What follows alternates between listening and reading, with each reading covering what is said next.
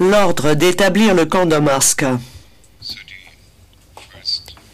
Le 31 mai 1992, signé par Simo Doljacha, a été donné, je cite, conformément à la décision de la cellule de crise, fin de citation, présidée par le docteur Milomir Stakic. Comme il l'a déclaré à l'occasion d'une interview télévisée, les camps d'Omarska, de Keraterm et de Tonopolye étaient, je cite, une nécessité à ce moment-là, fin de citation. Il a confirmé que ces camps, je cite, ont été créés conformément à une décision des autorités civiles de Prijedor, fin de citation. Pendant toute la période qui a immédiatement suivi la prise de pouvoir, le docteur Milomir Stakic, en collaboration avec le chef de la police Simo Doljacha et le plus haut responsable militaire de Prijedor, le colonel Vladimir Arsic, a œuvré à la consolidation et à l'unification des forces armées sous l'autorité serbe. La décision disproportionnée de répondre par les armes aux événements mineurs qui ont eu lieu à Hambarine et à Kozarac à la fin du mois de mai 1992 était dirigée contre la population civile non serbe. Cette action a été la première d'une longue série de mesures prises par la cellule de crise en collaboration avec l'armée et la police destinées à débarrasser la municipalité de ses habitants non serbes. Simo Doljacha représentait les forces de police au sein de la cellule de crise. Le docteur Stakic a proposé qu'il y ait également un représentant des forces armées au sein de cette cellule de crise, mais sa proposition a été rejetée. Toutefois, tant Arsic que Zeliaya ont assisté aux réunions de la cellule de crise de Prijedor et du Conseil municipal pour la défense nationale en qualité de représentants de l'armée. Peu après la prise du pouvoir, les autorités civiles ont commandé des tenues militaires pour le compte des dirigeants civils, y compris pour le docteur Stakic, qui revêtait l'uniforme et portait une arme. L'influence exercée par Milomir Stakic sur l'armée et sur la police a été vigoureusement contestée par la défense. La Chambre de première instance a toutefois conclu que Milomir Stakic avait étroitement coopéré tant avec la police qu'avec l'armée. En sa qualité de président, à la fois de la cellule de crise et du Conseil pour la défense nationale, Milomir Stakic a facilité la coordination entre la police et l'armée et entre ces organes et les autorités civiles. Les différents organes présidés par Milomir Stakic fournissaient également une aide logistique et financière à l'armée. Le Conseil pour la défense nationale exigeait des organes municipaux compétents qu'ils veillent à l'acheminement des communications prioritaires et des approvisionnements indispensables, notamment en nourriture et en carburant, et qu'ils ont référé au comité exécutif. Des preuves documentaires établissent que la cellule de crise a mis sur pied à Cherkinepolye une base logistique chargée de fournir de la nourriture aux membres de la police présents au poste de contrôle et aux gardes du camp, du carburant pour le transport des détenus vers les camps et d'un camp à l'autre, et du matériel à la police et à l'armée. En outre, la cellule de crise a donné l'ordre au poste de sécurité publique de Prijedor et au commandement régional de Prijedor, c'est-à-dire à la police et à l'armée, entre guillemets, de constituer une section ou un groupe d'intervention mixte, fermez les guillemets. Dans un document daté du 4 août 1992, Simo Doljacha, chef du poste de sécurité publique de Prijedor, rend hommage aux ouvrez les guillemets, opérations synchronisées menées par l'armée et la police serbe, fermez les guillemets, qui ont, dans une large mesure, permis d'éliminer toutes les formations paramilitaires. Simo Doljacha, chef du poste de sécurité publique de Prijedor, aurait déclaré lors d'une séance de l'Assemblée municipale tenue à huis clos que grâce aux actions efficaces menées par l'armée et la police, les formations paramilitaires musulmanes avaient été anéanties et que la situation, à cet égard, était sous contrôle.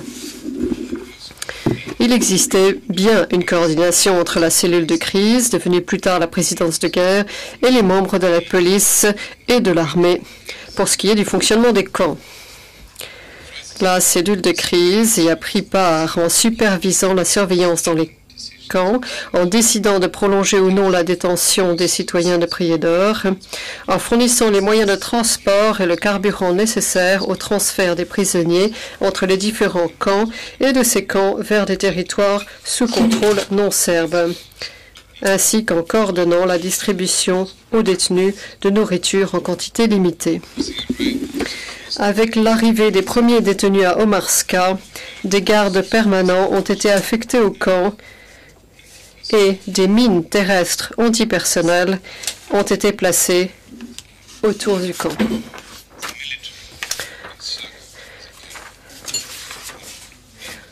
Si l'armée encerclait le complexe d'Omarska, des témoins rapportent que des membres de la police se trouvaient à l'intérieur avec les détenus. Un ordre émanant du SJB de Prijedor confirme que le complexe d'Omarska était entouré d'une enceinte et au-delà d'un champ de mines.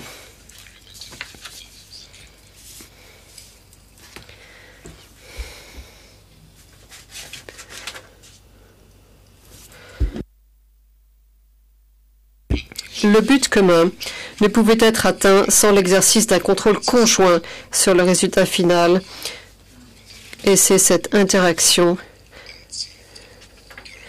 qui caractérise le comportement criminel. Aucun participant n'aurait pu atteindre à lui seul le but commun. Toutefois, chacun des participants aurait pu individuellement contrecarrer le plan en refusant d'y jouer son rôle ou en dénonçant les crimes commis. Si par exemple, les autorités politiques, Milomir Stakic à leur tête, n'avaient pas pris part au plan commun, celui-ci n'aurait pu aboutir. Milomir Stakic le savait. Si tel n'avait pas été le cas, il n'aurait pas été nécessaire d'évincer Mohamed Chehaïch. L'impunité dont jouissaient tous ceux qui ont pris part au coup de force mené par Milomir Stakic et l'état de non-droit qui régnait à Prijedor ont permis de poursuivre la réalisation du but commun.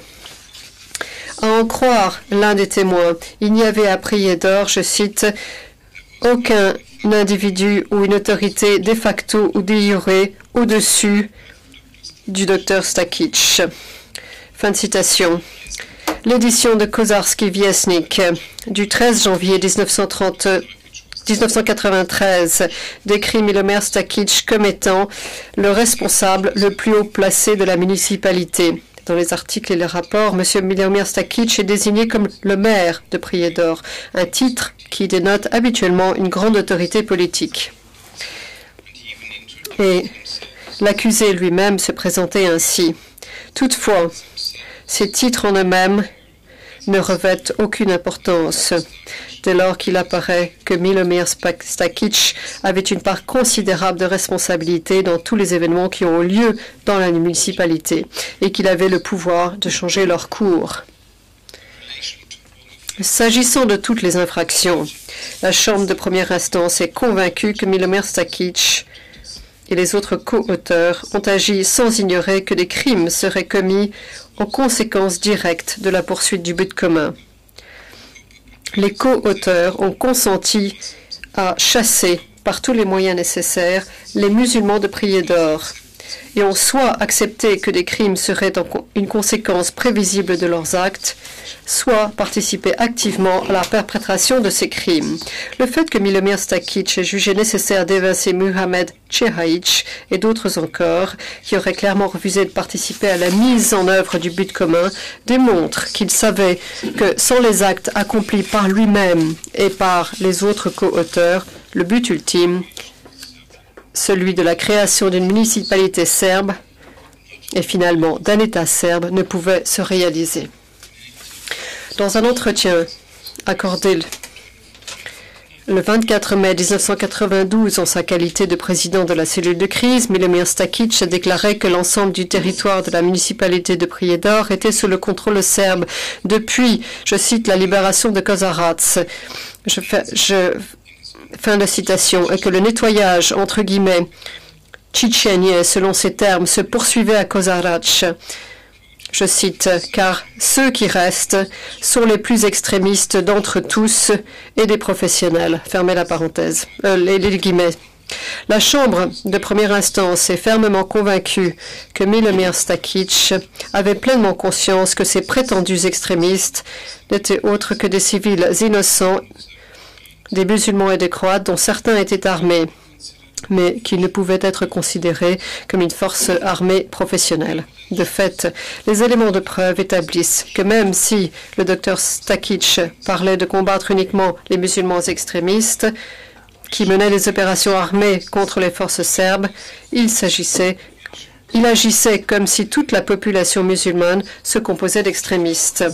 La Chambre de première instance est convaincue que le docteur Stakic ne faisait aucune distinction entre la population civile musulmane et croate, qu'il se disait résolu à protéger contre tous les dangers, et les extrémistes qu'il cherchait plus que tous à défaire. La Chambre de première instance est convaincue que le docteur Stakic savait que le rôle qu'il jouait et l'autorité dont il était investi en sa qualité de plus haut dirigeant à Prijedor était essentiel à la réalisation du but commun. Il savait qu'il était à même de déjouer la réalisation de l'objectif de créer une municipalité serbe en usant de son pouvoir pour sanctionner les auteurs des crimes, en protégeant ou en aidant les non-serbes, ou encore en renonçant à ses fonctions.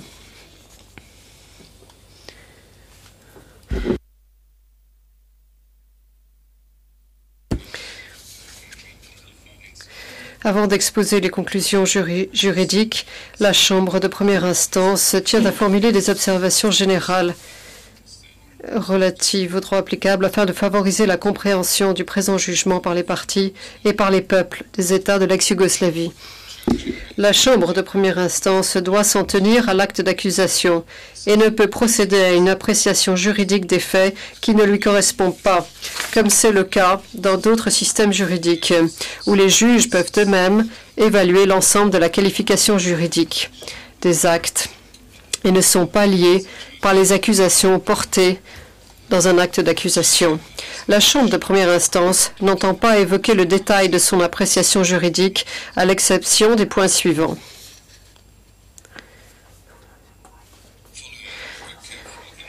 Après un examen attentif des faits et de l'état d'esprit dans lequel se trouvaient les participants, la Chambre de première instance n'a pas été en mesure de déduire le dol spécial requis pour le génocide. Ce dol spécial, c'est-à-dire l'intention spéciale de détruire en tout ou en partie un groupe comme tel, constituant l'élément primordial pour établir le crime du génocide. Aussi, la Chambre de première instance n'a-t-elle pas pu conclure que Milomir Stakic ou d'autres participants étaient animés de l'intention spéciale requise pour qualifier leurs actes de génocide ou de complicité dans le génocide. Leur but premier était de déplacer la population non serbe afin de concrétiser l'idéal d'un État serbe éthiquement pur. Cette intention de déplacer une population ne saurait équivaloir à l'intention de détruire cette population comme telle. Toutefois, la Chambre de première instance tient à souligner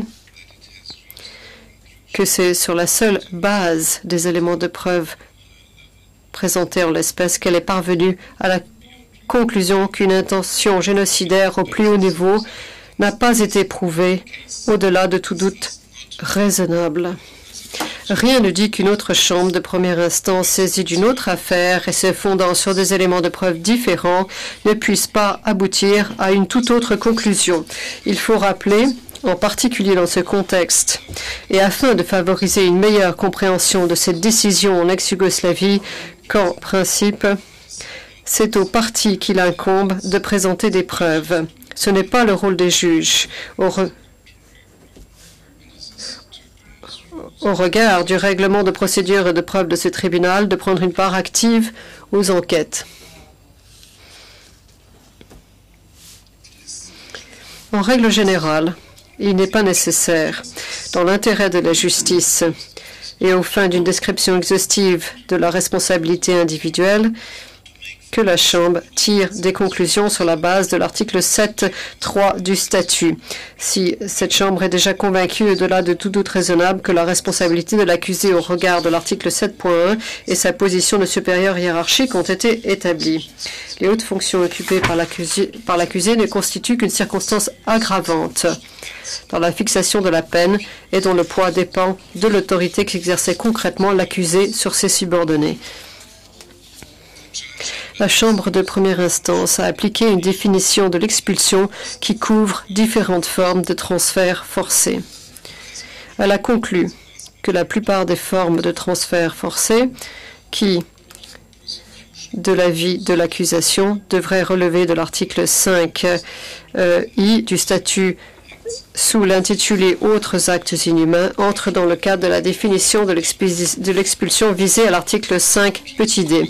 Ces actes incluent les transferts forcés effectués non seulement au-delà des frontières internationalement reconnues, mais aussi au-delà des frontières de facto délimitant des zones contrôlées par différents belligérants. La Chambre de première instance n'est pas convaincue que les autres exemples cités par l'accusation, tels que le transfert de personnes vers les centres de détention, satisfont à la condition requise, celle d'atteindre le même degré de gravité que les autres crimes prohibés par l'article 5 du statut. En outre, ces exemples n'exigent pas nécessairement que l'accusé soit également déclaré coupable sur la base de l'article 5 i, car une telle déclaration de culpabilité pourrait violer le principe nullum crimen sine lege certa. Aucun crime sans texte de loi précis. La Chambre de première instance a conclu que les crimes de persécution et d'extermination constituent la part essentielle du comportement criminel du Dr Stakic, tel qu'il est allégué dans l'acte d'accusation. Dans le présent jugement, la Chambre de première instance a exposé les conditions juridiques préalables pour que soit établi le crime de persécution et a développé la notion d'intention discriminatoire requise pour ce crime.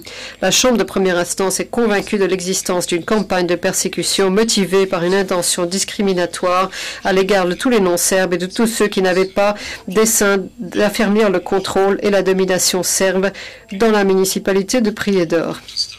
Le Dr Stakic était l'un des principaux acteurs de cette campagne de persécution et la Chambre de première instance est convaincue qu'il était animé de l'intention requise d'exercer une discrimination pour les motifs politiques et religieux à l'égard des non-serbes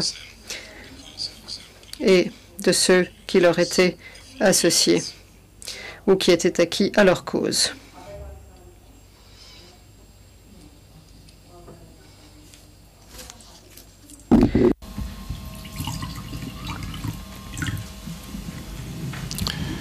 In determining now the appropriate sentence, afin de fixer une peine juste, la Chambre de première instance a tenu compte du statut et du règlement du tribunal international, de la grille générale des peines d'emprisonnement appliquées par les tribunaux de l'ex-Yougoslavie, des conditions propres à l'espèce, des circonstances aggravantes ou atténuantes et de la situation personnelle de l'accusé. La peine à infliger doit refléter la gravité des actes criminels de l'accusé, ce qui requiert un examen des crimes sous-jacents, ainsi que de la forme et du degré de participation de l'accusé. La Chambre de première instance tient à souligner que la culpabilité d'un accusé détermine les limites de la fourchette dans laquelle pourra s'inscrire la durée de la peine. Les autres fonctions et finalités de la peine infligée ne peuvent influer sur la durée que dans les limites ainsi définies. La Chambre de première instance rappelle que le tribunal international a été créé dans le but de mettre fin à l'impunité et de garantir un procès équitable aux auteurs présumés de crimes relevant de sa compétence. Le tribunal a été établi en vertu du chapitre 7 de la Charte des Nations Unies, en application du principe selon lequel la recherche de la vérité est une condition indispensable pour rétablir la paix. Le tribunal est habilité à fixer la peine appropriée qui doit être infligée, bien souvent à des personnes qui n'auraient jamais songé qu'un jour elles seraient traduites en justice. Si l'un des objectifs de la peine est la mise en œuvre du principe d'égalité devant la loi, un autre objectif consiste à dissuader à l'avenir des personnes placées dans des situations identiques de commettre des crimes. À l'époque des faits, le docteur Stakic n'aurait certainement jamais imaginé qu'un jour il serait jugé, déclaré coupable, puis condamné. Dans des affaires comme celle-ci, mettant en cause le chef d'une municipalité, la dissuasion générale présente un intérêt considérable. Dans le contexte d'un combat livré aux infractions graves au droit international, la dissuasion constitue une tentative d'intégrer ou de réintégrer dans la société des personnes qui se croyaient hors de portée du droit international pénal. Ces personnes doivent être avisées qu'à moins de se conformer aux règles internationales fondamentales du droit pénal positif, elles s'exposent non seulement à des poursuites, mais aussi aux sanctions infligées par les tribunaux internationaux. Dans le droit pénal moderne, cette façon d'envisager la dissuasion générale signifie plus précisément que l'on cherche à intégrer les auteurs de crimes en puissance au sein d'une communauté internationale pacifique et à leur imposer le respect du droit. Outre la gravité des crimes, les hautes fonctions de l'accusé constituent un facteur aggravant important, au même titre que sa responsabilité établie pour avoir planifié et ordonné le crime d'expulsion.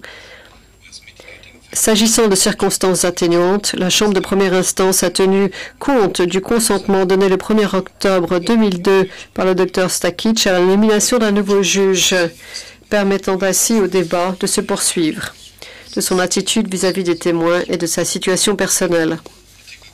L'article 24 du statut reflète la politique judicieuse et humaine des Nations unies visant à abolir la peine de mort dans le monde et dispose que le tribunal international ne peut prononcer au plus qu'une peine d'emprisonnement à vie. À cet égard, la Chambre de première instance tient à souligner que tant au niveau international que national, la peine maximale n'est pas réservée aux actes criminels les plus graves.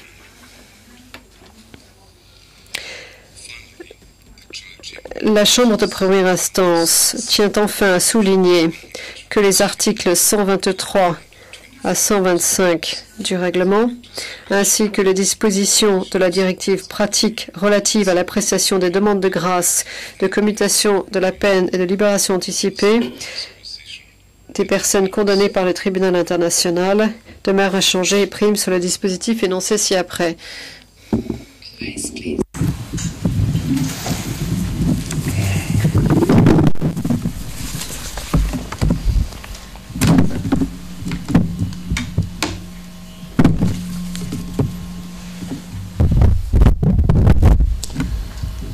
Oui.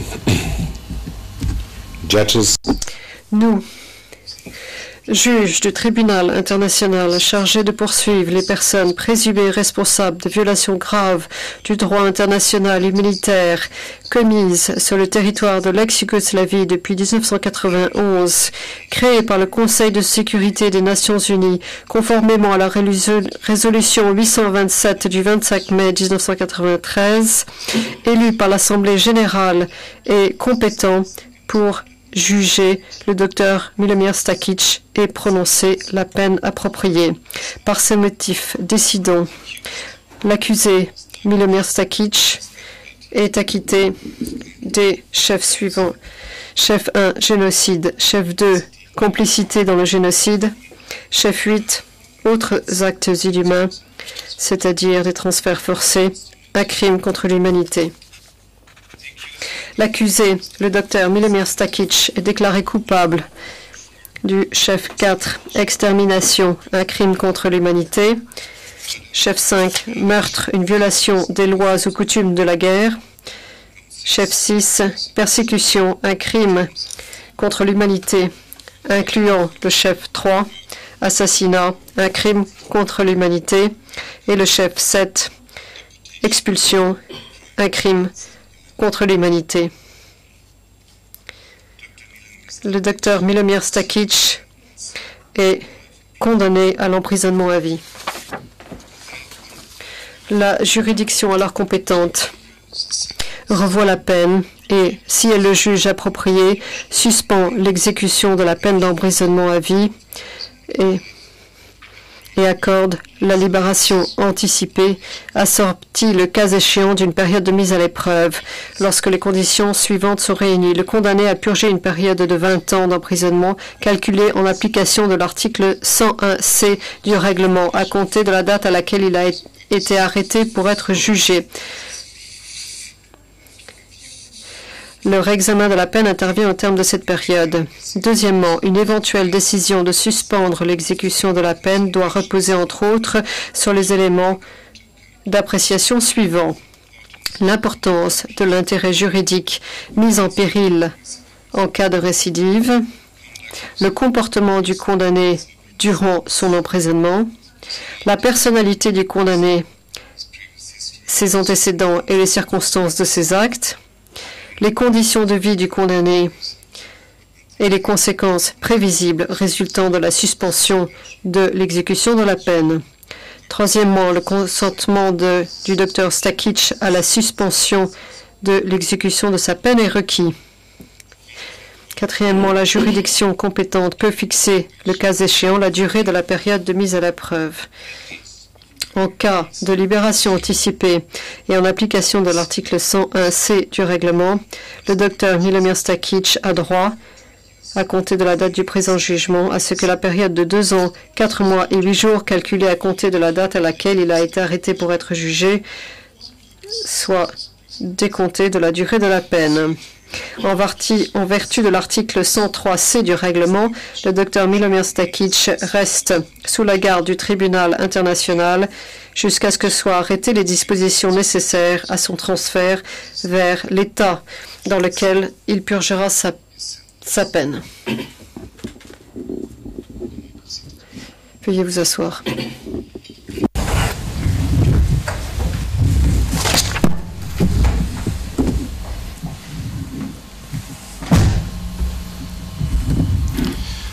May I now ask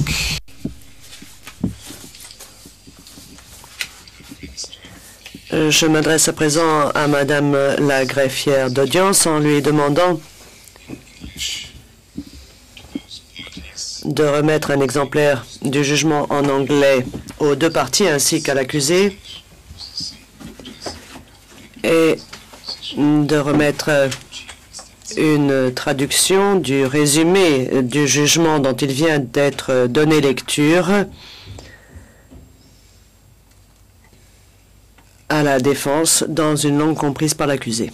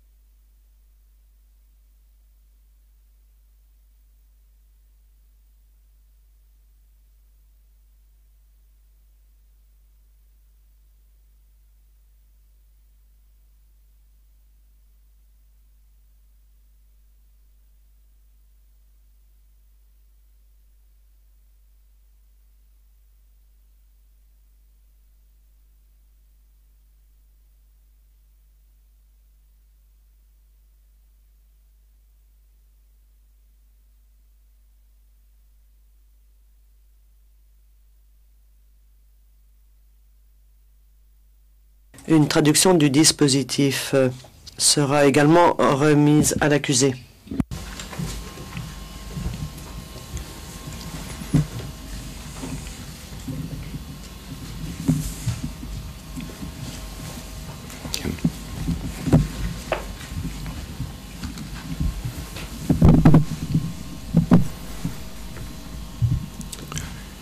Hereby, I declare Je déclare la présente audience levée. All right,